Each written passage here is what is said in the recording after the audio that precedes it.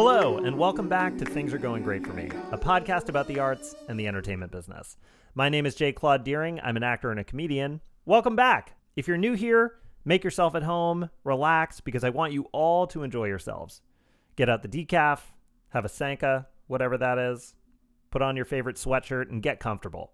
On each episode of this series, you'll hear from huge movie stars, big TV stars, and even some bright, shining Broadway stars, as well as second guest interviews with exciting up-and-coming comics and actors and established producers, authors, and writers. We banked all the episodes, which also makes the series a time capsule of events that occurred throughout an historic summer. You can follow me, your host, at J. Claude Deering on both Twitter and Instagram, and you can follow our show handles on Twitter and Instagram at Things Are Going Great For Me. There you'll find our link tree that has links for our email list and Patreon. On our Patreon, you'll find bonus RSS feed interview coverage from some of our guests, including further insights about the future of the entertainment business, plus exclusive photos and videos, some truly funny moments that happened with our guests during technical difficulties, and more. Much more. So much more. Here comes the rate and subscribe part, and I don't want this to become rote, but here's the thing, we're doing this as a limited season until you demand more. So if you like any of what you hear today, do us a big kindness. Subscribe to the show, leave us a nice comment, give us those 5 stars wherever you're getting your podcast from today. Hey, Apple Podcast peeps, we see you, Spotify folks. Hey now, Stitcher fam. What's up, you freaky pocket casts, cats? Hey, Breaker brethren and sistren. Welcome, Radio Public people. Hello, you overcast outroverts. We love you all equally, and we hope you love what you hear, and we want to keep bringing you new episodes of this show. And by the way, we're thrilled to be sponsored for this limited series by Icelandic Glacial, the purest tasting water on Earth, sourced from the legendary Ulfus Spring in Iceland, naturally filtered through ancient lava rock, and certified carbon neutral for both product and operation. You are what you drink. Be a force of nature. Icelandic Glacial, natural spring water, sourced from Iceland. Available on Amazon, IcelandicGlacial.com, and a retailer near you. Today's guest is Vaughn, star of Grace and Frankie on Netflix and Comedy Central's Corporate. We talk about some personal shared experience seeking out and connecting with a birth parent, the American education system, the way in which fear and anxiety can be a necessary part of the artistic process, breaking out of the boxes of Hollywood's racial stereotypes, and putting a tape together for Saturday Night Live. Barron's one of the funniest and one of the quickest comedic talents in the world. He's also one of the most brilliant people I've ever known. I'll be speaking with him in a few minutes. And a little bit later, you'll also get my conversation with Liz Glazer, one of the hardest working and funniest comedians I know. Also one of the most empathic people I've ever met. Liz and I talk about doing comedy during a pandemic. We talk about our respective relationships to our different faiths. Also, her magical story of being a magnet for tossed away fortune cookie fortunes. Her engagement to her rabbi. By the way, she's now married, and I was graciously invited to her lovely Zoom wedding. Anyways, stick around. You're not going to want to miss it. Joining me again today is my producer and co-host, Winston Carter. So today is a comedian-heavy episode of Things Are Going Great For Me. We have at least 2 more comedians on this first season of our show. I want to have more comedians on. I think what works so well about having comedians on a podcast is that they tend to come ready with stories to tell, funny stories. Yeah. Whereas actors, like, you kind of have to uncover those stories in conversation. Sometimes actors tend to do that thing you hear, like when an athlete is sort of like staying on team message, like, you know, it was a group effort or whatever. Yeah. I think like the actor version is like, I'm just so lucky to be working, sort of a thing. Yeah, Willem Dafoe, I don't want to hear about how everyone's great. I want to know about if you were uncomfortable. Right. I feel like Willem Dafoe's like the worst example because oh my God, I would love to get Willem Dafoe on here. Yeah. I think I'm a little bit proud that I think ultimately I got people to say the real shit on here. Yeah, I think so. I think that's always the goal. So I discovered performing comedy at around the same age that Barron did. When I was 20 years old, I took a stand-up class with the Daily Show comedian Louis Black. And then I started doing my first open mics at the Comedy Store in New York. Apparently, Barron heard about this same Louis Black class from another guy we both know. Based off what that guy said, his name is Leo, what he said to Barron about the class, Barron made a decision to just start doing stand-up. Now, Barron did like the real work, which is to go on the road touring colleges as a comedian. I moved out to LA to try to get a TV agent, and I started taking UCB classes instead for a few years. And to be honest, I think that was a mistake because, for me personally, because I think to do improv, bunch of people, bud. huh? You and everyone. You and thousands of people. Well, because to do improv takes a certain kind of brain that I really don't have. Like, it's the writing the sitcom 3-act structure on your feet with 6 strangers part. I get like a kind of intellectual vertigo sometimes doing it. You are good at it. That's fair. You're very good at it. I'm okay at it. Yeah, you have to be really, really egocentric. And willing to be like, my idea's great. Do you miss doing it right now, or have you done any of these like Zoom improv shows? I've done a Zoom. Oh, you did do one. You did one. Did you do a 2-hander with someone from the UK? Yeah, I did one with a woman named Francesca Reed. She's amazing. She's someone I met when I was in London doing improv. Yeah, we did for Hoopla, which is the UK's like London's, I think, only like improv exclusive theater. They do like. They're like a UCB of the UK. Cool. Yeah, but I did one. It was fun. I don't miss it as much as I thought I would. I miss performing a little bit. I'm probably a little insufferable to see in person right now because I'm trying to make people laugh so hard. But I don't miss like practicing or going to weird shows that there's like 5 people. Like I don't. I thought I'd miss it much more than I do. Yeah, I'm right there with you, man. Yeah. I mean, I don't like. I miss seeing the people I would see at stuff like that. But when I think of like actually sitting through a show and wait, and then being nervous for a show that I know is completely non-consequential, I don't miss that. I just am like, not having that in my life for the past 6 months has been fine. I have had pangs where, and we talk about this with both our guests today, with both Baron and Liz. Like I've had pangs of missing doing stand-up because there's something very like, oh God, there's something communal about the solo performance of stand-up where when you're there with other stand-ups who each person is sort of bringing their own show to that microphone. It's so simple. It's just the microphone and the stage and what they have to say. I miss being in a room. I don't care how many people are there so long as like the comics are interesting. That's the most important thing to me. I do miss that. I don't miss it all. What I don't miss is like trying to get on 5 shows a week, like emailing everybody and hoping that, you know, you can get booked at a shitty little spot to do your stuff. But I do miss, you know, when it's easy, when somebody says like, hey, or if in those moments when someone reaches out and says like, hey, do you want to do my show? Like that, I miss that so much. I don't know, man. It's fun.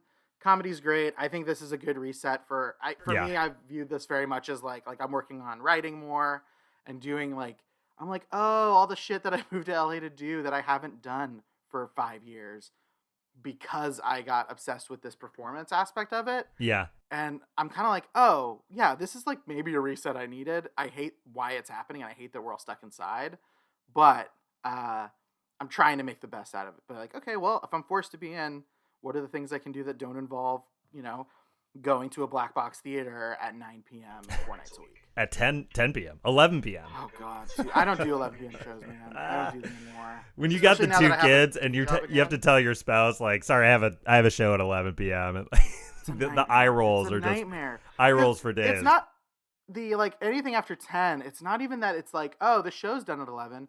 But then it's a 15-minute to 20-minute drive home. It's a faster than normal drive home. That's nice. Sure. But then you get home, and then there's like I need to decompress after I've been at a show. So then I'm like chilling for a minute, and then all of a sudden it's 1 a.m. Yeah. You got to be up at like 6, and it's the worst. It's the worst.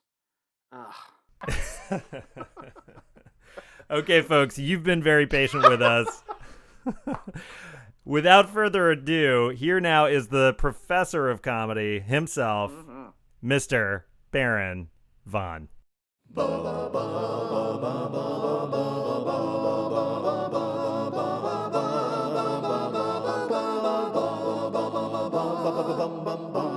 Okay, so knowing what we know at this point, do you think we're going back to work anytime soon? You mean people in entertainment? Yeah. Who the hell knows, man? I mean, obviously everyone is itching to go back to some sense of normalcy. I don't think there is a sense of normalcy anymore. I think this is an event that completely changes the consciousness and the flow and the structure of a culture. You know what I mean? Yeah. And there's historical precedent for stuff like this. where it's like this plague descends upon an empire or a kingdom, and it just, because it's random, because it's like a weather system, you don't know who's going to get affected and how, and what kinds of things are going to be left to be picked back up, and who's going to be left to pick these things back up, because those things are all unanswered questions. And now there's all these states trying to open up their economies, which personally I think is just going to make a buttload of people sick. Right. I think that like the people who are protesting, let us go back to work, are going to get sick. And it's like, wow, it's like a weird self-fulfilling prophecy. I don't know. We're going to see what the hell's going to happen.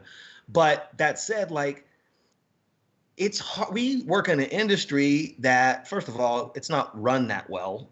You know what I mean? Like, a set is a madman's paradise. It's just a bunch of people in an enclosed giant space, all upon each other. Right. Like, what are they going to do about unpredictable amount of time a day? Even when they plan on a 12-hour day, nobody actually knows what the hell's going to happen. Yeah. I mean, is anyone going to do like a love scene or anything? Like, how is that? That's what I'm saying. Kissing, holding hands. Like, if people said to you, like, work is going to start in August, are you going to set in August? Well, for me, like Grace and Frankie, like, we have 4 people that are in their damn, they're octogenarians. Right. You know what I mean? Like, they're in their 70s and 80s. They're a high-risk population. I'm Black. Apparently, I'm a high-risk population. My wife has asthma. She's a high-risk population. So it's kind of like there's a lot of different factors at work. I would not want to get Lily Tomlin, Jane Fonda, Martin Sheen, Sam Waterston sick. You know what I'm saying? And I wouldn't want to. That would be a heck of a legacy to them coming down with the coronavirus and it shutting everything down. So it's kind of like, I know that a lot of producers, at least, are very concerned about the safety of their cast and crew. How they're going to figure it out. I've seen some people be like, here's what we could possibly do. And of course, there's a lot of things where it's like, you haven't thought about this. Like, there's simple things like, clearly there's not going to be crafty anymore. Right. Clearly I saw something about like people who build sets, like production designers and painters and carpenters, like no one's sharing tools and paintbrushes. Like, everyone's got to bring their own tools. Like, you can't just pick up the saw that was there. You got to bring your own saw, and everyone's got to never share all these tools and stuff. Just stuff that has been normal and taken for granted and is part of the rhythm of how sets work. We have to rethink all that, and especially when it's all about like trying to somehow, we're losing time. We got to save time. We got to move as fast as possible, and everything takes forever. We're always behind, and we're always hemorrhaging money. So we'll see in a system that works like that when it's normal. We'll see how they'll make it work in an extraordinary circumstance. Yeah, absolutely. So listen, I'm going to try my best to give you an opportunity to talk about some things that you haven't talked about yet. Great. I did listen to, you were on Andy Richter's recent, his podcast, which I think you did in maybe September of last year. I tried to get myself up to date. I do want to dive into your origin story again, because you and I both have interesting origin stories. You said on Andy's show that there was some controversy around your birth, and there was some controversy around my birth. So I thought we should talk about that a little bit and compare some notes. So you're curious as to what the controversy was? Yeah, sure. Birth. The controversy was the fact of my birth. My mom was 19. My dad was 21. They were both in college. I made a documentary for the Fusion channel called Fatherless. If anyone out there has Amazon Prime, you can see Fatherless. It's 42 minutes because it was like an hour TV doc, so there's no commercials on the streaming service. So they cut out the commercials, 42 minutes. Learn about me if you want. Hey. Yeah. So you met with a birth parent. I did the same thing. I'm adopted. But you made yours a limited television event. Yeah, just a one episode thing. A limited series, I should say. Yeah, which I watched and I really, really loved. It was very moving to me. I went through the same or at least a similar kind of experience. Mm-hmm. So one of my questions is, how are you doing now with that relationship? it's still new. It's still weird for me because I'm like, he's my father, my biological father, but he's not like a guy I know. He's still a stranger as far as I'm concerned. That's So, right. I know. Yeah. Yeah. we're a couple steps, on the other side of how's the weather and what we talk about, but deep stuff. Because still, when it comes down to it, he's an old straight black dude. So it's like 15 minutes of conversation is as much as he has. So it's like I'm always get scared to talk to him, and he's like, "All right, 15 minutes, out of things to say." So I'm like, "Oh, cool. I could talk to him, and then we just want to know that we're alive and how each other's doing. And one day, hopefully, we'll be able to talk about some of this other stuff. I'm still making my peace with it. I'm still realizing what happened, but in general, it's been a positive experience. Okay, well, that's great. That's great to hear. I was gobsmacked when I met him, though. I literally was like, I remember, so overwhelmed. Yeah, it was weird. It was weird to see you like that, and beautiful.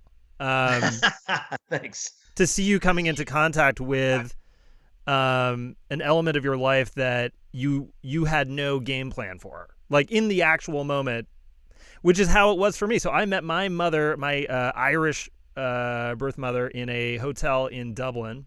And we had afternoon tea, and she came up to our hotel room, and the guy who brought the tea in she was sort of right behind him. So I kind of like, as I was bringing in the afternoon tea, I kind of looked down and could see the stockinged feet of my mother. Whoa. He brought in the tea. I quickly tipped that guy and let him out of there, and then the door closed, and then a minute, or not a minute, but a moment went by, and then I got another knock on the door, and then we started the meeting that way. Wow. Because it would have been weird if she had sort of come in. She waited. It seemed like she was waiting for him to leave, which knowing her now, I'm sure that's what she was doing. And then Absolutely. She sat down. We were sitting there. One of the first things I remember her saying is, "This is weird." To say the least. Yeah. Yeah. She's quite talkative. Oh, good. We had a correspondence via letters first, which was very romantic and old-fashioned. Letters? Mm-hmm. I don't mean romantic in a creepy wax way. Seals and all that stuff.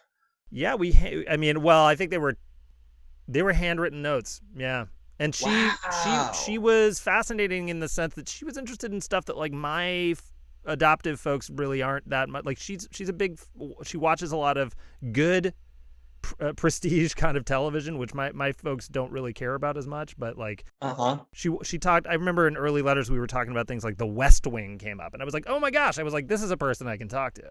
And then on my father's side, my dad is Jordanian, and my mother was working as a midwife in Jordan when I was conceived there, and then left that country and put me up for adoption, and I was born in Westminster, London, and adopted by a couple of folks from Boston, Massachusetts. That's my story. Incredible. As you do. What a story. I think it sounds like you and I did this around the same time, where it's funny because like you kind of got your family unit going. Yeah. And you're like, now I'm going to fuck it all up with doing this insane thing.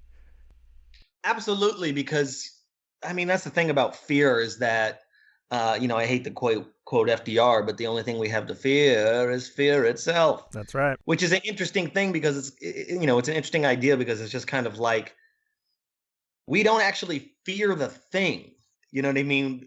The thing we actually are, it's unknown. We don't know what's going to happen. It's very unlikely that the worst possible situation is going to happen, but the idea of, I have no idea how this is going to go, what this person's going to be like, if I want to stay in touch, all these kinds of things, that can be enough to make a person be like, you know what, I'm not going to touch it. Obviously there could be a lot of other feelings, depending on what the story is. But like, I think it's, especially just as an artist, you have to face your fears, I guess, in some sort of way. And to come up with literally anything, it doesn't mean that's different than dwelling. You know what I mean? Yeah. Because sometimes you face your fear and you realize you're not ready to face your fear, and sometimes that can create art. Do you think that like now you've talked a little bit about your anxiety and your and depression, which are both things that I have too, and everybody deals with these things differently. But in that thing that you're talking about with confronting fear, do you think that I don't think it's necessarily it's the reason all the time that you want to be exposed to your anxiety all the time. unless you've made a decision about that. But do you feel at this point, having, you're a stand-up comedian, you know what it is to get up and be like, and let the world judge you. Do you feel a little bit addicted to that feeling now of anxiety, of putting yourself into that situation? Is that something that has that become its own comfort in a way at this point? Well, apologies if I misspeak, but there's an argument to be made that the feeling of anxiety is an addiction. There's an argument to be made that, every emotion that we have is a biochemical reaction in our brains. So every emotion is literally a very specific drug cocktail. And anytime that you have a certain feeling that you go to over and over and over again, whether it's positive or bad, that's the feeling that feels like home. That's the feeling that feels familiarity, where you feel familiarity, where you feel like yourself. And if it's like an anxiousness or stress or an anxiety, that can be very toxic. But yeah, having anxiety is being addicted, I guess, to the feeling of worry, to being in a state of panic, in a state of having to keep your eyes open and your ears sort of like to the ground, just to kind of see what may or may not be coming at you, to constantly be in some state of being preoccupied, to just busy. Your mind is always spinning.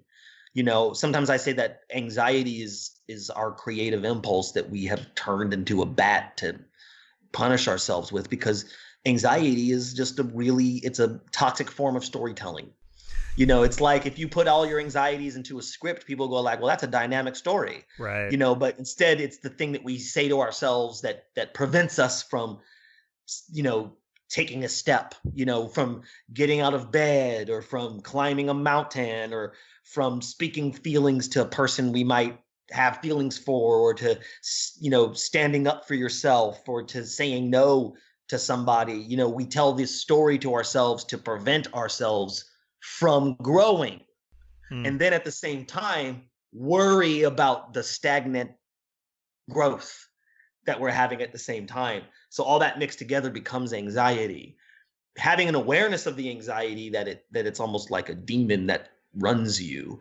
You know what I mean? Like where it's like, oh, my anxiety is making this decision, not me.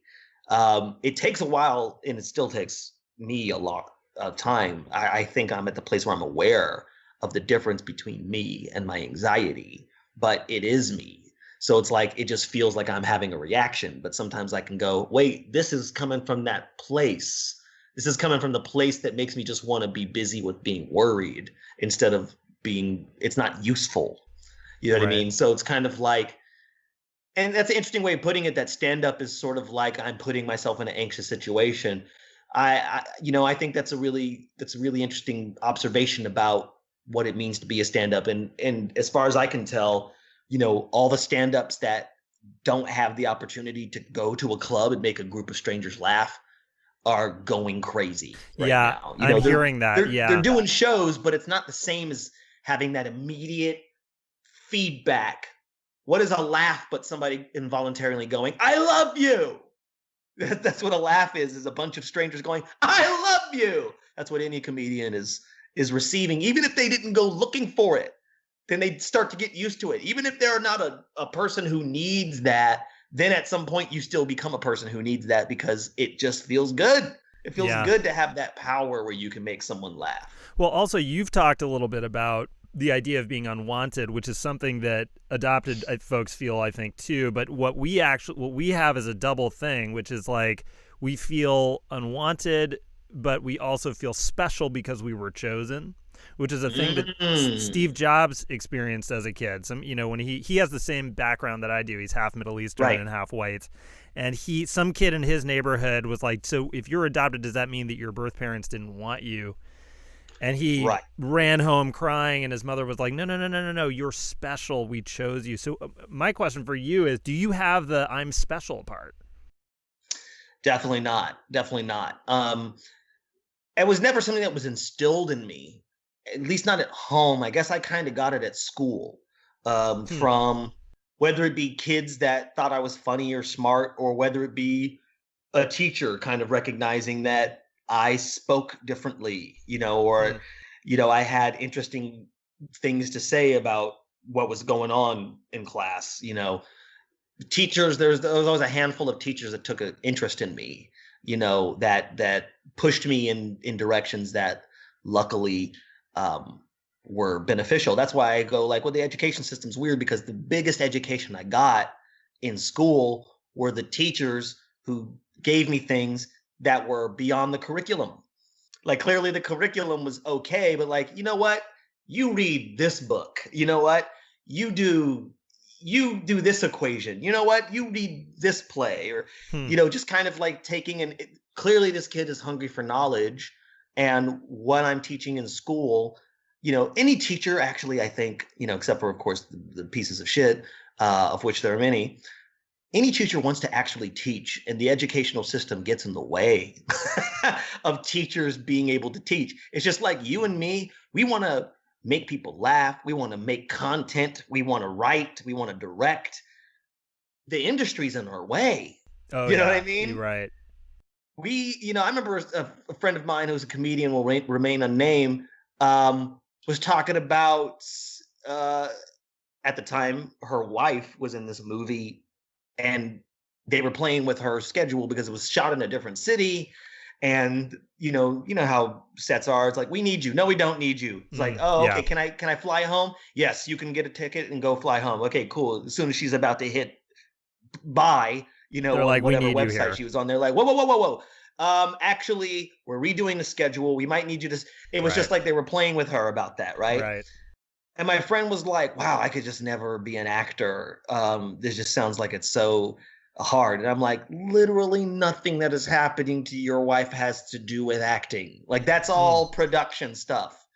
Like, none of us were like, ooh, I can't wait until they dick around with whether or not I can fly home. None of us signed up for this, for that. No. We signed up to tell jokes and to tell stories and to make pictures. But the industry is in our way. I feel like there's a lot of teachers that signed up to teach, but curriculums and what a superintendent and what textbooks they got assigned are in the way of being able to actually see that spark, in a child where they've learned something. And I had a handful of teachers that saw that in me, and those are the people that made me feel special. I heard a story. Is this true that you helped with the delivery of one of your kids? Yeah, I mean, helped is an understatement. I delivered the child. Yeah. What happened? Yeah, I mean, to try to keep it as succinct as possible, the baby, the 10-month-old's the second child, right? So my wife, I think, is as true as of many women who have a child. When it's their first time, they don't know what the hell's going to happen. You know what I mean? Like, it's literally never happened to them. Sure, there's books and videos and classes to prepare you, to get you, acquainted with what's going to happen to your body, but there's no way to anticipate how you're going to feel about it until it's happening.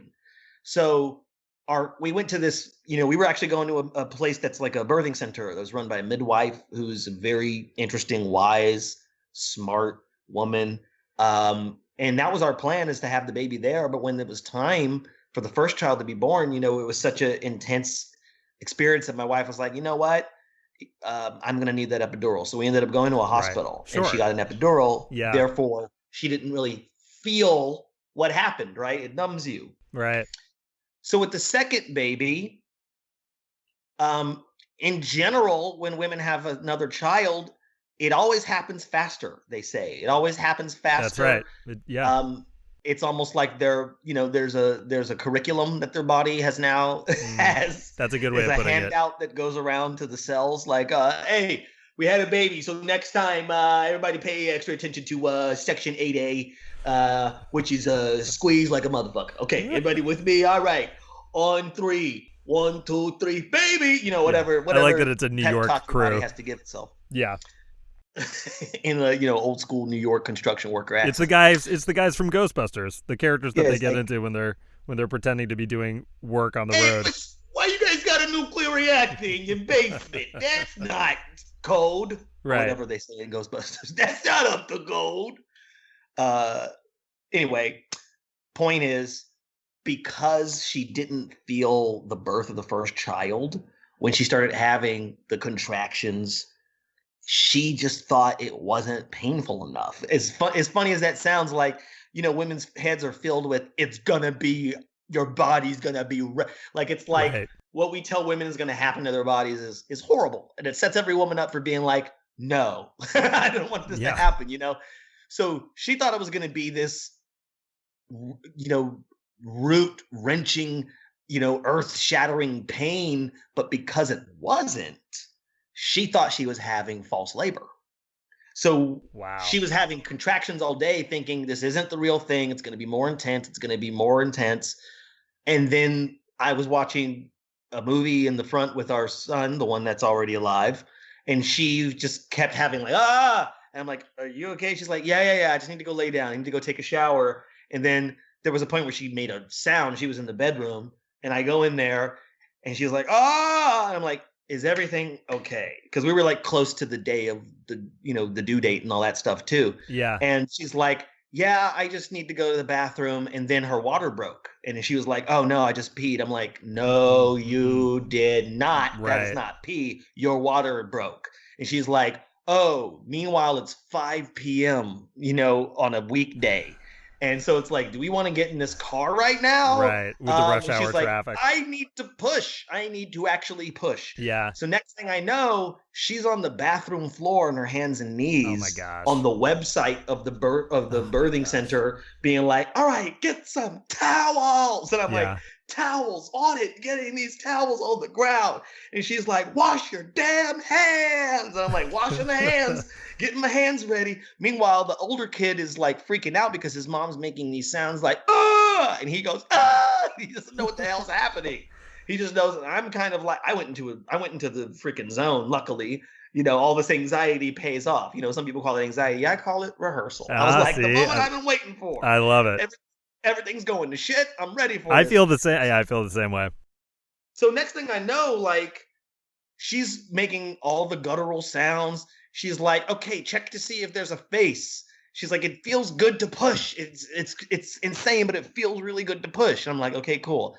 And I look, and the face is already coming out. I'm like, oh, wow. What? I'm telling you, from her water breaking to a child in my bare hands. Oh my God. 15 minutes. And how long it took. And he didn't have the, because when my second kid, when he came out, he had the umbilical cord around his neck, which was very scary for the first few seconds. The doctor had to move very quickly. You didn't have any of those complications. No, I mean, when she started when her water broke, I immediately called the midwife who was on her way. I called our babysitter who was going to watch after the older kid while all these things happened. They didn't make it in time because it was 5 o'clock, but after the child was born, in about 10 minutes after that, suddenly this group of qualified women, descended upon our place. Descended upon and you. They're like, good job. We got it from here.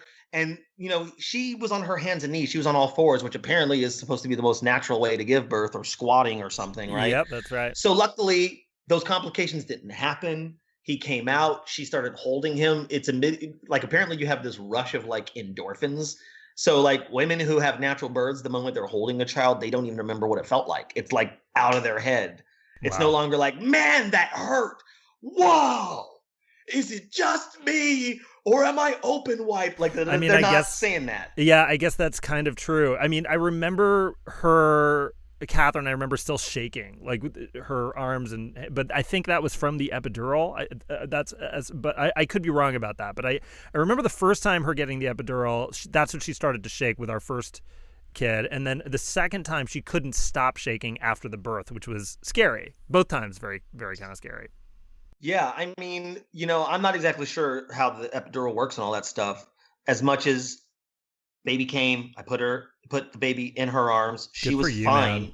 In about 10 minutes, everybody showed up and cleaned up the baby, cut the umbilical cord, did all the technical stuff, weighed the baby, all these things that, we ended up having a home birth. It wasn't the plan at all. That's beautiful. The first plan was to go to the birthing center. We ended up at the hospital. Second plan, birthing center, ended up at home. And it was super cool. They came in, sweeped in, did all the work, and we're gone in like an hour. And it was just us, hanging out. And it was like, whoa, we didn't need to go to a hospital. I mean, we had to have a nurse come over and do some other tests because there's certain technical things you have to have that the state demands you have. Ooh, but wait a minute. Does that mean that you got out of, you didn't have to pay for that hospital bed? No, we didn't. So that's, you may have saved, what is that, like $5,000? Well, we still paid for the whole midwife experience. Sure. Which is comparable. Oh, okay. Okay, got it. It costed the same in a lot of ways. America. And so but with the midwife, you get a little bit more, you get a lot more individualized attention, and a lot more knowledge that, because a doctor's a doctor and they're just like, you shut up, I'll do the thing. And then you're gone. And a midwife is like, here's what's going to happen. Hold my hand. It's a calming, soothing sort of thing. Even though everything went sideways both times. Now, usually I get to feel some cover for my career not moving that fast these days. I often say that the kids put a dent in my hustle. Happily, I will add, but that does not seem to be an excuse for you. I feel like these days you have no less than 3 shows going at once, right? You've got Grace and Frankie. You have 2 Comedy Central shows? Had in past tense for both of those shows. Yeah, definitely. For both of those shows. I didn't know that. Yeah, well, New Negroes, we did 1 season, and we're not doing another season at Comedy Central, which is fine. It is what it is. I'm happy with what we created. I'm so happy that it's as simple as comedians that I like that did not have money in their pocket, did my show and had money in their pocket. Yeah. I had a comic I love tell me, I paid rent this month because of you. And that is like the most nicest thing that anyone, like, just being able to know you got rent that month, when you are, when you are like a struggling comic is like, it's like being, getting a pat on the back from God. So I was happy that I was able to provide people with that experience. It's some TV exposure. It was a great, by the way, it's an outstanding show. I appreciate that. There are other shows that have come after it, I feel like, that have been influenced by it, like an Asian-centric show. I even worked on a show with a couple of friends that had a Middle Eastern sort of centric vibe to getting, Middle Eastern-based performers on stage. I'm curious, you and Open Mike Eagle worked on that show for years before it went to television. And I have a couple questions, one being, you didn't take it to an established club, I don't think. I feel like am I right in saying that you designed it as a bar show? Is that correct? You mean the set of the TV show and all that stuff? No. I mean the idea when you created the show that you started. Yes. Why wouldn't you take it to... The show started for the first time at a comedy festival in Portland. The Bridgetown Comedy Festival doesn't exist anymore. But the incarnation that Mike and I did, we started at the UCB, the one on Franklin here in Los Angeles, to quote unquote workshop it, to kind of figure out what we wanted the show to be. And then once we started to kind of get a groove and a feel for that, we moved to the Virgil. Right. And by that time we were already working on a TV show. There's an argument to be made that we could have waited to do the TV show until we were a little bit more this and that and this, blah, blah, blah, blah, blah.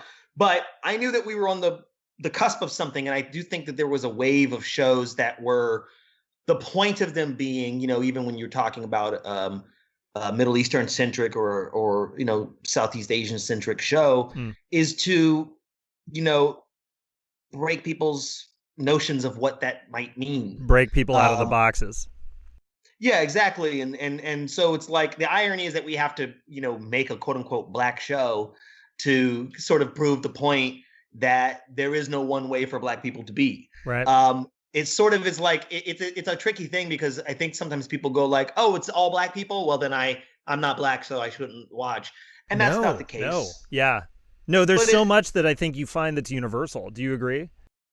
Oh, absolutely. And that's also the biggest thing is that, like, no black person that went on the stage was going to say the same thing in the same way. They did. Even if they grew up in the same neighborhood, which that was true for some comics, they don't have the same things to say about that or the life they had or have, So it's sort of like, I look at it like everything's for everybody. Obviously, we were promoting black voices.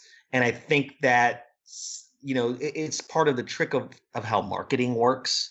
It's part of the education thing where we're so obsessed with categories and stuff like that, where it's like, it didn't easily be like, it's a black show for black people, or it's a black show for white people. It's a show that's for anyone who wants to watch it that specifically features black perspective. Mm-hmm. It's weird. It's hard to say that the black perspective is for everybody because people aren't used to that notion. But that is the case, so it's sort of like, and then the word Negro was really scary to Comedy Central because people don't know how to feel about that. Well, I was going to ask you about that. How many white executives at Comedy Central did you observe using that? Were they using just the word or just being afraid about the word? The name of the show? Yeah. Well, I chose the name of the show. There's a philosophy and a reason and a story about why that's the name. Right. So it didn't make me uncomfortable. I don't hear the word Negro and think of it as an insult. It's not a put down. Ultimately. This was a reference to a book from the Harlem Renaissance, correct? Absolutely. And the book was a collection of all these brand new voices at the time, and they were all put into a collection with the purpose of breaking people's notions of what a black writer or a black thinker is. So I was doing my own version of that, except today with comedy, with a kind of an eye on the future. Yeah. There was an Afrofuturist feel to the set and the wardrobe. I wanted it to be colorful. I wanted it to feel like its own world where these things were happening, which is what The New Negro, the original book, was as well. So it's kind of like I'm standing on the shoulders of things that have come before me, whether that be In Living Color or Def Comedy Jam or, the book The New Negroes or the Harlem Renaissance or, the Civil Rights Movement, and all the different art scenes that came out of that. But it's like, that's what I was trying to do. And I think that I was just a little ahead of the curve and behind the curve at the same time. Now, and then corporate. Yeah. Oh, go ahead. Yeah, corporate, which I consider to be like another stand-up show. Like, I don't think that's an improv. It's not a room of improv writers. It felt to me like these are a bunch of stand-ups who got a show. Yeah, Jake and Matt had a very specific sensibility that's their own creation. That's coming out of stand-up. And Pat Bishop as well. And Pat Bishop, who directed every episode and edited a lot of it too. He comes from that background too, so he kind of has a visual idea of how things could go, and they have a very dark, twisted thing. And they cast a lot of stand-ups, a lot of friends that they just thought, oh, wouldn't it be fun to do this and that and this? And they lived the dream where they got to make a thing and put a lot of their friends in it. They made a last season last year, at the end of last year, called third season, and it hasn't come out yet, but that's the end of corporate. But that's fine. More power to those guys because I think they're going to make a lot of good stuff. Now, with UCB closing and they just closed down their New York campus. Yeah. And perhaps some comedy clubs closing next. We were in this big comedy boom. What are your thoughts on what's going to happen maybe now and what might happen post this health crisis? Well, I think that what's going to happen to the conversations that we were having about the culture going forward? Like, not that you would know necessarily, but I'm curious what your thoughts are. Well, I think that like stuff like this is actually taking the place. Like this conversation, this podcast that we're doing right now, is sort of filling the void of what, the stand-up comedy club or the theater, or, an improv show or a sketch show could do. Everybody wants content. Everybody wants something to make them laugh or make them think, sometimes at the same time even. But, I think that like I am a beast of live performance. I can't picture when comedy clubs as we know it will come back.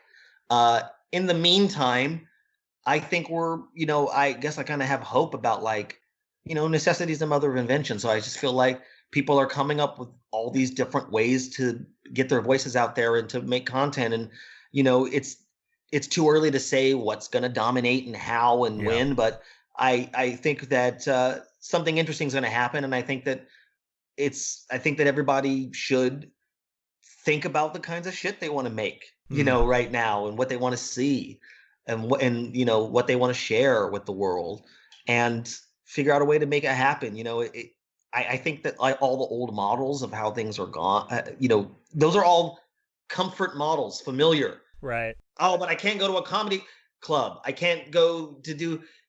Well, yes, it's just the way it is. So it's up to us to figure out the ways to deal with it, and that's gonna yield interesting results. And I think that we're at the first wave of what that's going to be, and I'm actually, for one, excited to see how it's all gonna happen, and who's gonna drive the entertainment industry from here on out. It's going to be fascinating, and I hope that people continue to hire me while it all changes.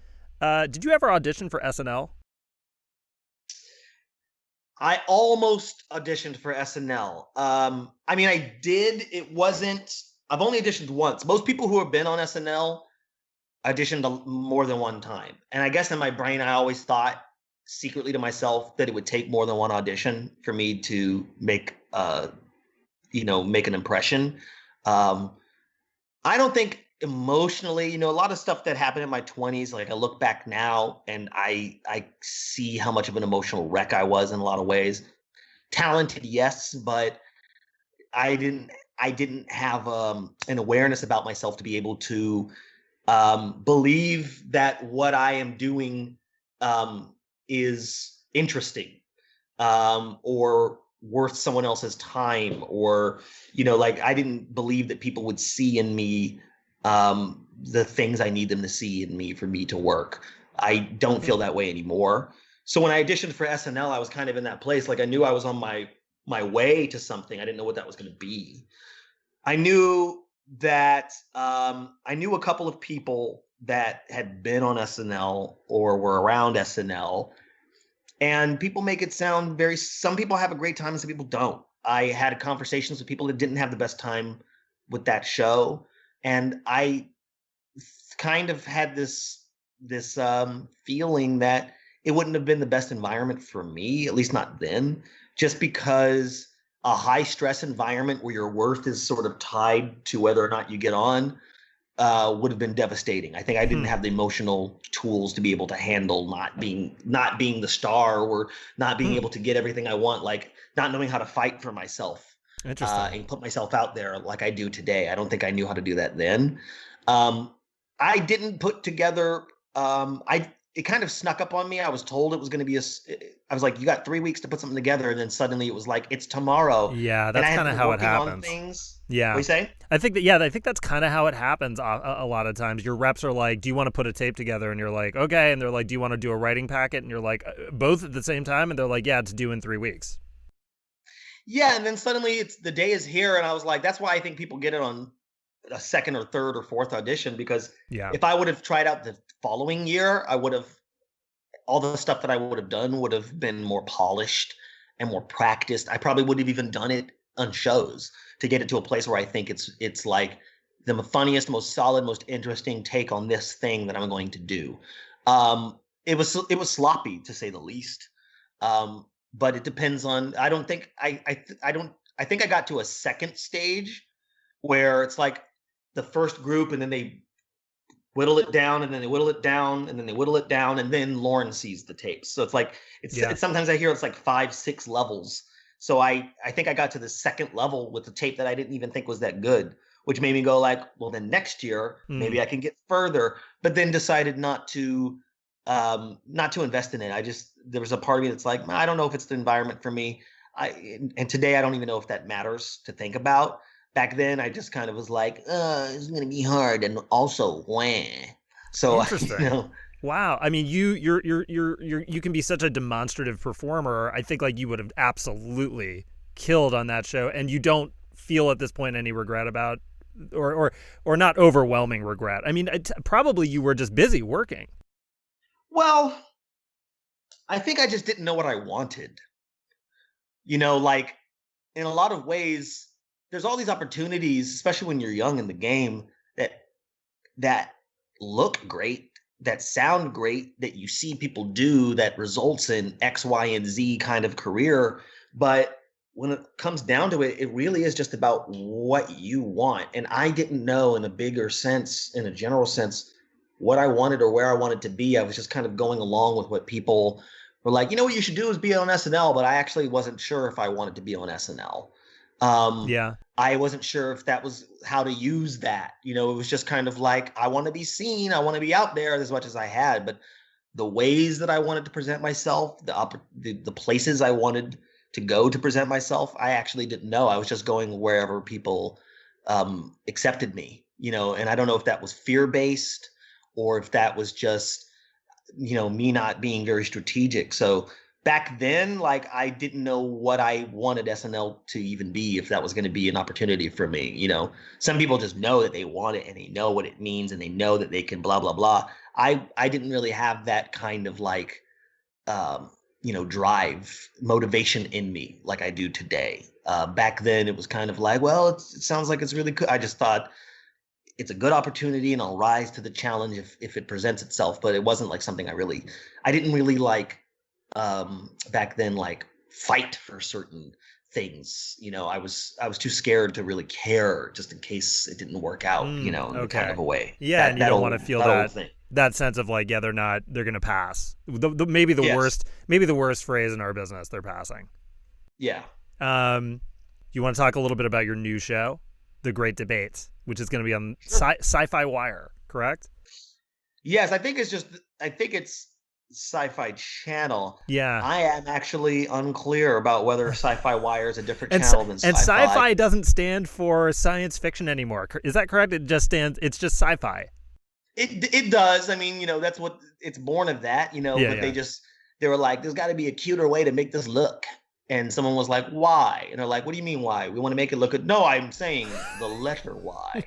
Oh, Yvette, Vaughn, Igor, get it all together. We've got to. Okay. Oh my God. So dumb. Good Lord. That made me laugh so hard. I think I'm having a stroke now. Whoa, watch out. So it's about, this is nerd knowledge. Is that right? Nerd knowledge based. It's I'm gonna say glorified panel show. It is a panel show. It's a glorified game show. It's not really a game show. It's not really about who wins and loses. It's just a bunch of people who are fun and funny, talking about fun and funny things. We just kind of get to hang out and, be dressed in a way that we're comfortable, that's stylish, and talk about some pop culture stuff, whether it be movies, literature, video games, cosplay, all kinds of, just silly topics to riff on and to have fun with. That's what The Great Debate is really about. Buddy, thank you so much for doing this.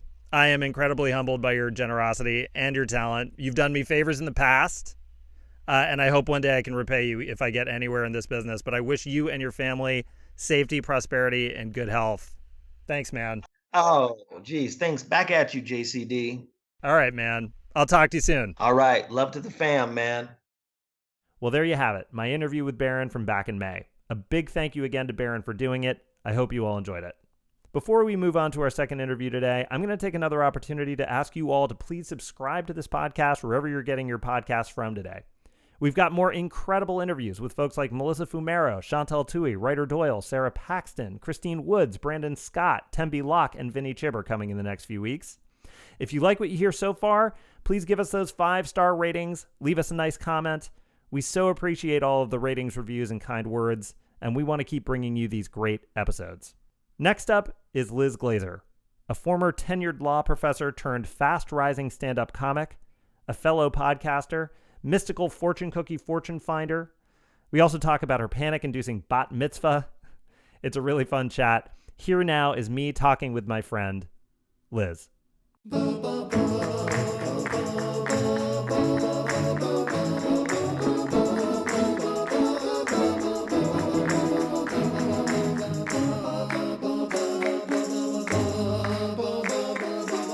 So now you're in New Jersey now. You and I know each other originally through our friend Jared Wilder, another comic. And you and I had, for the last year and a half, we were running a comedy show here together in LA. And but it was in the cards that you were moving back to the East Coast because you are engaged, correct? You didn't get married yet, right?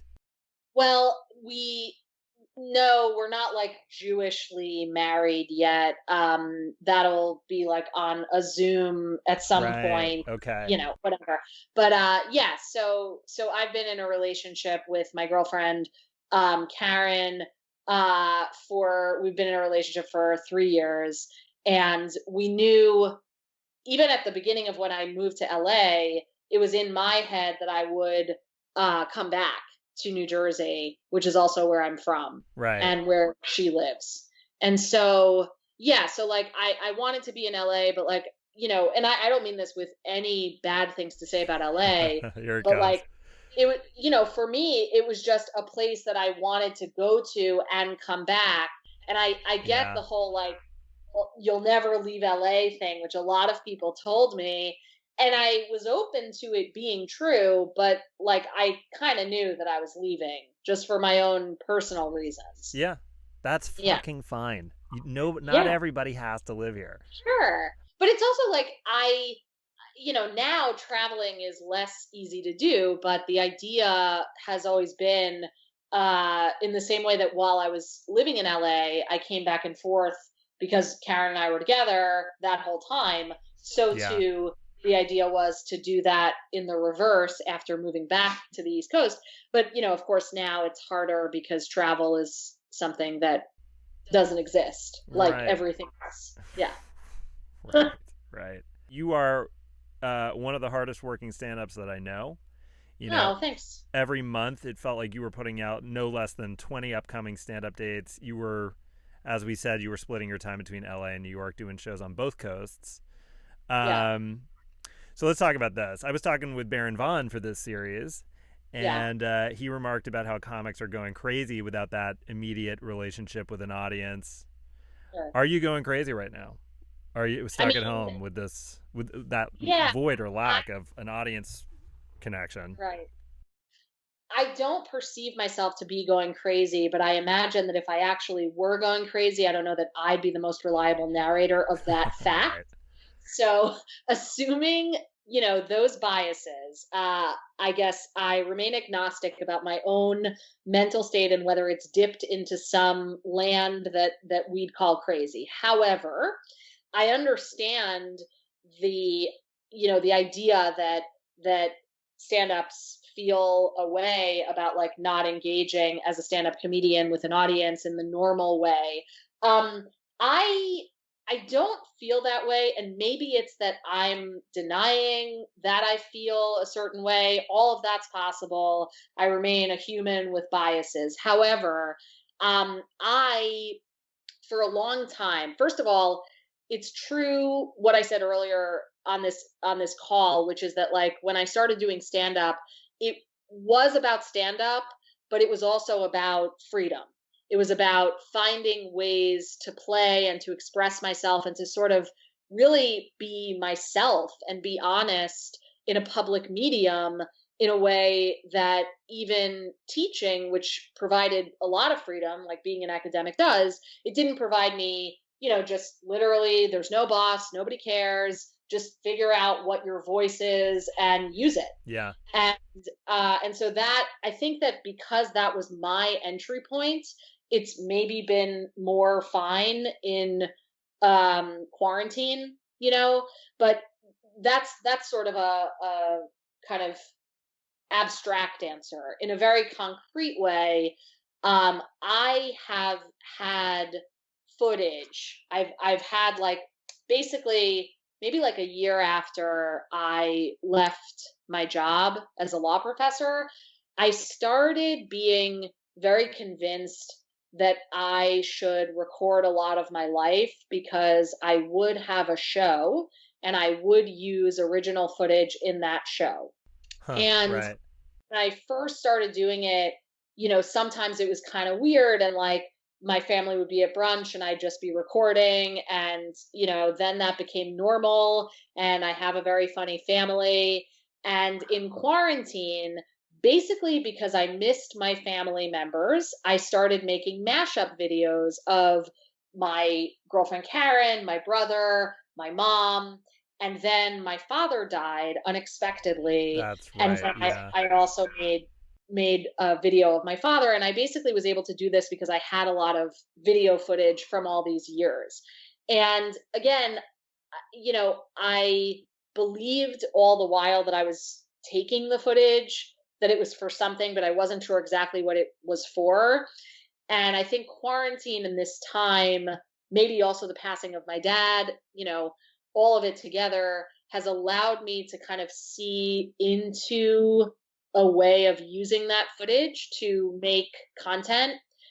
So I posted this a little bit ago, but I was doing like a virtual show, and they were like, "Yeah, we're pre-taping it," which not all virtual shows do. Some of them are Zoom and whatever, but this one they said it was pre-taped, and so I was like, "Okay, well maybe I can make a project out of this." And so I made my set rather than just turning on the camera and doing a stand-up set in front of my phone, which I could have done. I basically had like a whole thesis statement that I was like, okay, everybody says during quarantine that they miss live stand-up performance, or a lot of stand-ups do. But the reality is it's not always that great. And then I did this whole video about how like it's a mashup clip of me bombing. And then right. I don't think I've seen it all the way through, but I think I've seen the post. Yeah. I got to go back and take a look. Yeah, I mean, no press, but like basically, and then I incorporated some old clips from my bat mitzvah with the idea of like I've actually been bombing longer than I've been doing stand up, because there's a part about how I bombed my bat mitzvah speech. So anyway, all of this to say that like I've tried to use the time inside to sort of realize this dream that I've had for a while, but I didn't know exactly what it was, with like doing all this, having all this footage, and B, like really doing stand up, but in this different way. Whereas it's still like a present, me straight to camera sort of story, but it's me narrating clips from earlier in my life. And so I've been doing a lot of that work in quarantine. So I guess I don't miss regular stand up as much, because I'm very aware that it'd be hard to do the type of schedule that I had and sit in front of my computer editing as much as I've been doing. Well, first of all, condolences to you about the passing of your dad. And you did put some footage of him on your profile, and he just seemed like such a lovely man and a larger than life character. I'm so sorry for your loss. Thanks. Yeah. What's interesting is Barron had said something when we were talking about this subject. He said that, and I was sort of saying, where do you think things are going to go? And, he sort of said like, well, things are going to become the new, he said, things like this, recording podcasts and stuff. Mm-hmm. But I think what you're talking about is a really interesting place for this kind of storytelling that we enjoy doing. This kind of much of it is direct address, and that it could turn into something in the sort of format that you're creating. I think that's an interesting place for it to go, without question. Yeah. Thanks. Yeah. It's fun for me. Yeah, I mean, and you're very good at it, and I think that and it's just trying to think in terms of like what we do with stand up with that direct address. It's sort of, and I was saying this to Barron too, it's like I told him like you're getting up in front of people and you're letting the whole world judge you. Mm-hmm. In your case, I liked what you said about like finding your voice and doing and sharing it publicly. Yeah. Trying. Yeah. Now it just was Pride Month, and in terms of being public, and it feels like something that is celebrated historically outside. Were you able to? Did you participate, or what was your participation in Pride Month this year? A very strange year. Also, sure. on the heels of ongoing demonstrations for Black Lives Matter, and and you're about to get you are planning to get married. What were there any interesting takeaways from this year? I mean, I am not always a huge pride person. I'm not a big parade person. I'm also in the suburbs now. So, other than donating and reading, I haven't been like out in a city, Yeah. so for Pride or for anything else. And so in that sense, that's what I haven't done. And then in terms of, I mean, I did like some Pride shows. I continued being gay, but like other other than that, I don't know that I did a lot Yeah. for that. Yeah. So you are engaged to Karen is a rabbi.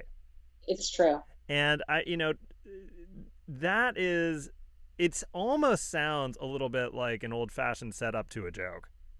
I know. That you're getting married to a rabbi. What is that like, marrying a rabbi? Is there ever like a holier than thou dynamic, or a closer to God sort of dynamic going on in a relationship like that?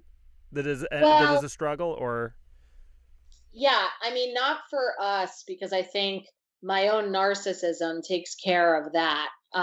In insofar as like, I don't know, like I have a joke about my own relationship to God and religion, that like I don't know exactly what my religious beliefs are. I just think that I'm special enough that God would talk directly to me, and that usually sets up stories about the fortunes that I've found, and I've found, I think we're up to 87. So, not nothing. And I mean, with I don't mean like the narcissism as a literal thing. I feel like, it's a tough thing to say with like Trump and stuff like that. So I had an ex-girlfriend who was a therapist, who, when we broke up, was like, "You're a narcissist." And then I went to my therapist, and I'm like, "Am I a narcissist?" And she's like, my therapist is like, "Well, not pathological." And so I'm like, okay. But I feel like I like to just explore. I'm ultimately trying to explore like the truest answer to everything. So that's why I just say, I don't think that one of us, between me and Karen, is like holier. But I've always had a really strong religious belief. And so, when I met a rabbi, I mean, I knew I was going to marry her, because I'm just like, I don't mean that literally. Obviously we got along. I was attracted to her. There were like other kind of normal relationship moments. But for me, that was a big deal, because I always had such respect for God. And so if I'm like introduced to a rabbi, I'm like, God set me up, And so, Right. so Yeah. it's like, of course it has to happen. And then in terms of like being engaged to a rabbi, marrying a rabbi, you are really marrying like an entire congregation. And so I feel like I'm in a polyamorous relationship with, 1,200 families. Oh my gosh. That's her congregation? That is her flock? Is 1,200 families? Yeah, I think that's true. Holy moly. Yeah, I mean, she's not the only rabbi. It's like, they have other rabbis. But yeah. Can I ask you this? Yeah. Do you go to temple? Yeah. Well, now I don't go anywhere. Right. But, Right. I mean, there's temple on Zoom and stuff. And, Karen's like it's like an all day temple telethon every single day on Zoom. So yeah, but I grew up, I went to, Jewish day school from 1st through 12th grade. And yeah, like I know temple. I mean, I grew up Catholic, Yeah. but I was an altar boy. But I mean, I don't go to church anymore. No. Right. No. Yeah. The Catholic Church is the America of religions. Sure. And America is the Catholic Church of countries. Right. I remember when I was a kid, I remember realizing at one point that you could ask to use the bathroom. I'd never thought of that before. That there must be a bathroom on the premises. And I turned to my mom and said, "Can I go to the bathroom?" And she said, because what was most frustrating about church is the false endings. Okay. Where they get to the end and you're like, here we go. It's, you're looking at your Mickey Mouse watch and it's like 55 minutes and you're like, come on, man. let's get Right. out of here. And they're doing the announcements. See, they'll end it, but then they do the announcements of like what kind of donuts are in the parking lot or whatever. So Yeah. I realized once, like, oh, I could ask to use the bathroom. And so I got away with it. And my mom said, yeah, go ahead. So I walked down and I knew there was a bathroom because I was an altar boy at that point. Yeah. So I went down the stairs on the side of the church, and then I was just downstairs with a bunch of church rooms. Uh-huh. And when you're 11 or whatever, no, I think I was younger, 8, 9, you realize when you're in like a bunch of church rooms when you're like 9, you're like, cool, like weird. There are rooms here, religious rooms. And like, so I just remember like I went through a bunch of cupboards. I found like in one cabinet, there was like an industrial size bag of the Jesus wafers. That's not a good look. That kind of ruins the magic a little bit. And then a woman popped her head in, and a woman I swear I've never seen before in my entire life. And she was like, hi, Claude. And I froze. And she said, you know what? We need someone to do the Stations of the Cross next week. Would you be able to do it? And so I got suckered into doing the Stations of the Cross. Now, if you know the Stations of the Cross, there have been some movies made about this. Okay. What this involved was getting up at like 6 a.m. in the morning before school started. Yeah. You walk the different stations that are each a step in the story of Christ being crucified. Okay. Pretty dour. Yeah. So I had to do that for an entire week before going to first grade, second grade, or whatever. So that was it came back to bite me. Sure, and you never went to the bathroom at church again. No. As soon as I could stop going to church, I did. But I did get my what's called a confirmation, which is do it and you're like, I think it's like sort of the Catholic response to a bar mitzvah or bat mitzvah. Yeah. So you said you bombed your bat mitzvah? Well, yeah. I mean, there was a speech. I was nervous for the entire party. It was like a very uncomfortable experience for me. I guess like, I don't know. I have a few stories like this where it's like, I want to be the center of attention. It's more from when I was a kid, but then it's like, once I am the center of attention, it's like very scary for me. Like my first memory actually is me on stage. I had a ballet recital when I was 4 years old, and I was in ballet class for one reason, which was that there was Haagen-Dazs in the same building as the ballet studio. And every time I went to get to ballet class, my mom let me get Haagen-Dazs. I did not know there was going to be a recital. So first of all, I was really upset about that. Secondly, when I learned that there would be a recital, I was like, okay, what are we going to do? And then I had like 2 stages of the nervousness for that. Stage 1 was, I don't know what I'm doing. All I've been doing, I mean, unless we're going to be on stage, like looking forward to ice cream, I don't know how to do this class on stage. And then the second level of the nervousness was once I learned what we were going to be doing, I was like, that's not a show. Like, who wants to see this? Because what we had to do was just hold the hand of the little girl to our right and left and go in 2 circles of just little 4-year-old girls and walk around in a circle. And I was like, my grandparents came, like they survived the Holocaust. They're coming here. Like, this is an awful performance and it's just going to suck. And so rather than just do it, I stood in the middle of both circles and bawled my eyes out on stage. Gosh. And so I have this, like that memory and also my bat mitzvah of like, okay, I guess I'm in the center, but I'm like not going to be overtly happy to be here kind of thing.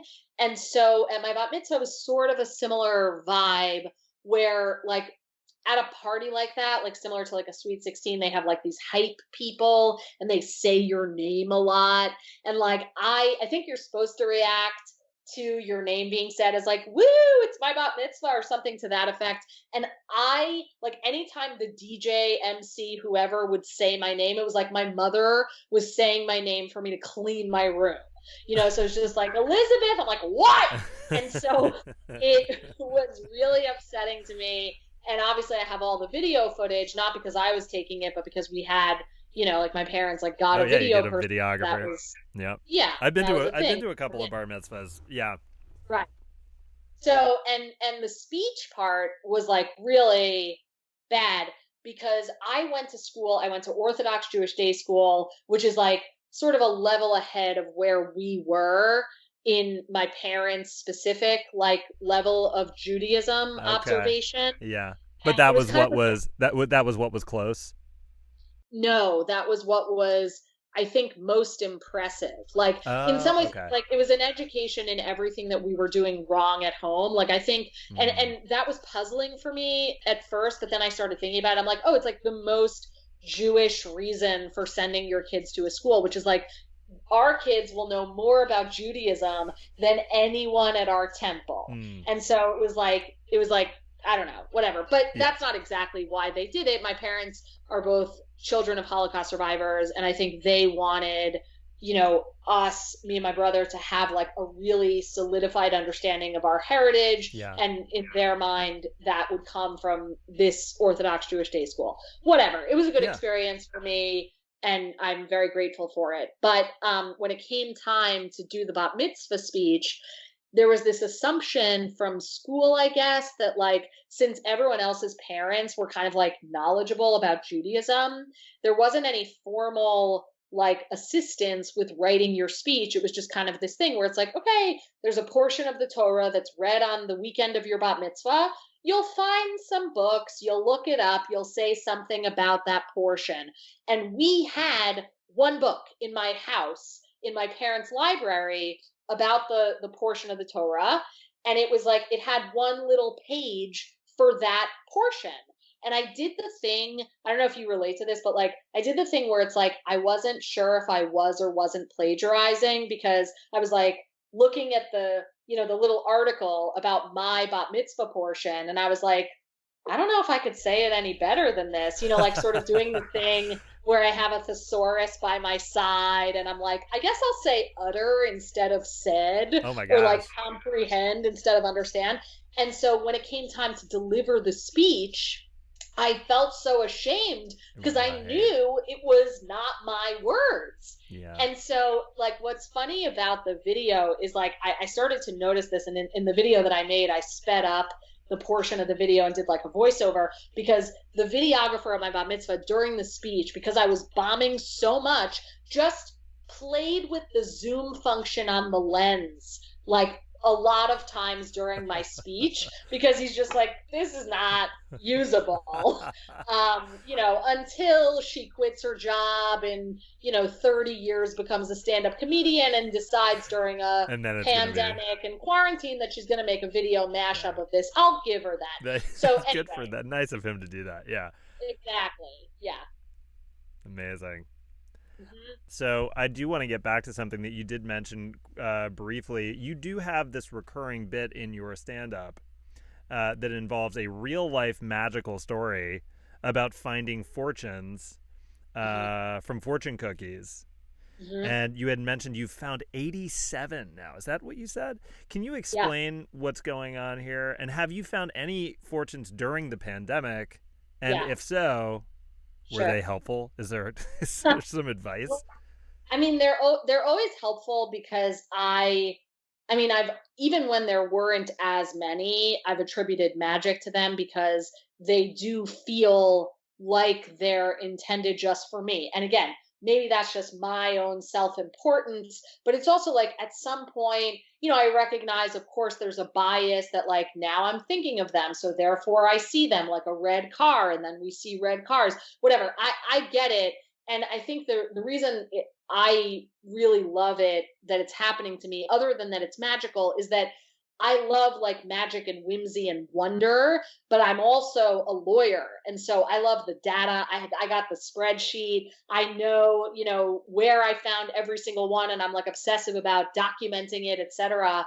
And so it does present this interesting collide for me between sort of, I don't know if it's the two sides of my brain or two aspects of the self or whatever it is, where it's kind of like, I want to see the evidence, and I want to be skeptical about the fact that this could be as magical as it is. And so that's why I'm like, I always have, the sort of like, here's what I'll say to the other side, right? As though I'm defending this in court. But either way, the evidence is what it is, right? The data are there, and I've found this many of them, whatever one's explanation could be. I mean, it's the level of skepticism and pushback I've gotten I mean, there's plenty of people who are interested in it and find it fun and exciting in the way that I do. But there's also like, I've been walking with another stand-up comedian, and stand-up comedians can be very cynical. And I'm telling her about the fact that this happens to me, being excited about it. And she's like, oh, please. And we're friends. And then while I'm talking to her, I find You another fucking one. find one. Yeah. And it's right here. And she's like, okay, fine. And she Okay, fine. Fuck Yeah. that. She I should be know. doing And so- a flip. That's crazy. Right. And so I think that one from that story was something about like courage is knowing what not to fear. I'm pretty sure it definitely has to do with courage and fear. And sometimes I'm not like the best at, That's a good one. knowing 100% of exactly what they say by heart.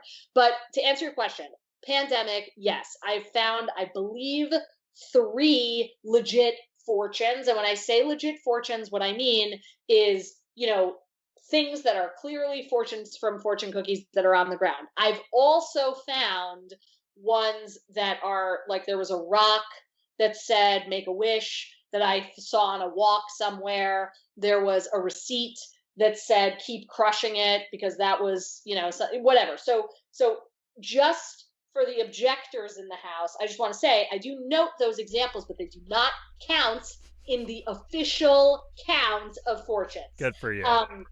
Right. So the one that like I found right before the pandemic hit was an interesting one, and I'm just going to cheat a little. God has given you one face, and you make yourselves another. That was found the day before like everything locked down. Wow. And it was before everybody was wearing masks. That's the meaning that I attribute to it, is God gives you one face and you make yourselves another, is like, to me, just, that, I don't know. I thought it had to do with masks at the beginning, and now we're all wearing masks. Oh Again, my God. Wow. I didn't even think about that. I'm so bad with well, they're almost intentionally cryptic, and fun in that way, because it could mean whatever. I have found more beyond that, but I don't remember them by heart. It's incredible. Oh, now you also have a podcast of your own. I do. Yeah, and it's called the Finding 40 podcast. Can you talk a little bit about that? Sure. So I am 40. I'll be 41 hopefully in August, and what I noticed was, especially in Hollywood, that there was, and maybe especially among women, there was this, like lying about your age, people don't want to get older, etc. And I just haven't had that hit me ever. Like, I still like birthdays. I don't mind getting older. And it's not like I don't feel the effects of aging, but I also am just like, but it's still exciting, and I still know more than I used to. And so anyway, so I just decided to lean into that and start a podcast about it. But it's cool. I mean, we've got like some really great guests. He's actually not 40, but he's 39 at the time of the recording. But I interviewed Eddie K. Thomas, who's Finch from American Pie. Right. That is his name. Yeah, Shipbreak. And so he's a friend of mine, and we met in a fun, interesting way. And he's the youngest guest, but I was like, you're close enough, and we'll disclose the fact that you're 39. But I was really excited about interviewing him, and that's the season finale of season 1. We've also interviewed like a lot of really awesome people. And where can people find that? Anywhere you find podcasts. Yeah. And I also interviewed my mom. A very, very famous person. Mm-hmm. Did that go good? Oh yeah. It was really fun. Our parents are a mystery, aren't they? Yeah. Every parent is a mystery. That's why I'm a dad now, and I'm keeping a couple of doors closed up in my my head and my heart, just to keep them guessing. I just don't want them to find out that I'm dumb. That's all. So I wanted to ask you about being now that you're in your 40s. How is it so far? Is it better than your 30s? Because I got to tell you, I was promised a lot about my 30s, I feel like, and I'm a little disappointed about how it was advertised. Well, I'm sorry to hear that, Claude. And I do hope that... Were your 30s good? Sure. Like I, that's a thing I think like that people say and that I've heard about, from studying this. Again, it's not 100% like a scientific study or anything like that. Mostly what I've noticed is people talk about becoming more self-aware and Yes, starting to right. care less about what other people think. Honestly, I don't know that that tracks for me. Like, tell me what time of day we're talking about. Tell me how many likes my last tweet got. That's more important to those variables than age. Hmm. You know what I mean? But I do get it. And I also, I have like a habit, good or bad, of like obsessively documenting my own life. And so for me to sign on to my 30s were good, my 40s are better, it takes a lot. Like there's a lot in that proposition, and I'm gonna have a long answer to it. Yeah. So Okay. I don't know. I mean, well, I like what you said about that's I think exactly like that touches on something that resonates with me is the self-aware part. I think that feel like I've gotten a fair amount of that in my 30s, and it's just hard work. I think that's what it is, Yeah, because I think that totally. I think what you get sold or advertised. I was talking to our other guest, Sarah Paxton, about this. Is that like you sort of advertise that like the knowing yourself better part. Sure. But with that comes the self-awareness, and therein lies some work. So I hope, I think just basically once I'm in my 40s, I just hope I like myself. I think that's would be a goal. Yeah. I mean, right. And I think it's like it's a function of, I think it's different for everybody. And like for me, I don't know, I spent a lot of my like 20s, early 30s being convinced that like the track I was on was the right one. And it's like, I don't know, now I guess it's a little bit less that, maybe. I don't know. I've had more therapy. I've Hmm. meditated more minutes. I've, quit more jobs, whatever it is. But it's like, there's always an opportunity, at least for me, to feel insecure, to wonder if somebody hates me, like, did Right. I do Plenty of time something? to do that. Somebody's mad at me. Those are things that I still think about. And like, maybe I care less, but that seems like a pretty big thing for me to be sure about. I guess Yeah. I'm more comfortable being less sure. Okay. I think Yeah. that's a good outlook. Yeah. All right. So finally, so where can people find you? You're Sure. on Instagram and Twitter. Yeah. Yeah, I'm at Liz Glazer on Instagram. I'm at Elizabeth Glazer on Twitter. My website is dearlizglazer.com. Liz with a Z, Glazer with a Z, dearlizglazer.com. And throughout quarantine, I do plan on putting stuff on the website for people to be able to download and that kind of thing, with my footage, kind of like a mix between self-help and comedy. So hopefully, there will be people who might be into that. That's great. Well, Liz, I hope we get to do some comedy God. together on an actual stage again soon. I miss you. I miss you too, This and is I love you. I love you too. This is great for now. You're one of my Yeah, favorite people. You're so talented. thank Thank you you. so much for doing this. Congratulations again on your engagement. Oh, thank you. I wish you and your family safety and good health. And I'm I excited to see was. what comes next for you in comedy, acting. I'm excited for that TV show that I know is going to happen. Oh, thanks. Yeah. Well, hopefully you could be a part of it. Hey, now. I wouldn't say no to Yeah. that. All Thank you, right. Paul. Well, be safe in New Jersey. Yeah. I hope you enjoy LA. To everyone out there, if you listened all the way to the end of this third episode, I want to say thanks for listening. Give us a subscribe and those sweet high-star ratings, a nice comment, and we'll return the favor by bringing you even more quality content in the future. Stay tuned because we've got 7 more incredible episodes, including interviews with Melissa Fumero, Chantal Tui, Ryder Doyle, Sarah Paxton, Brandon Scott, Christine Woods, Tembi Locke, and Vinny Chibber, to name more than a few. Our sound engineer is Christopher Frontiero, and our series composer is Cormac Bluestone. Our series graphics editor is Dan Olszewski. For you truly thorough listeners, I'll reward you today with a secret. I ate a full tablespoon of Nutella last night. No, not as a topping, just pure European hazelnut chocolate spread. I think the pupils in my eye is fully dilated. It's embarrassing. Please don't tell anyone. See you next time. Dum dum dum dum dum.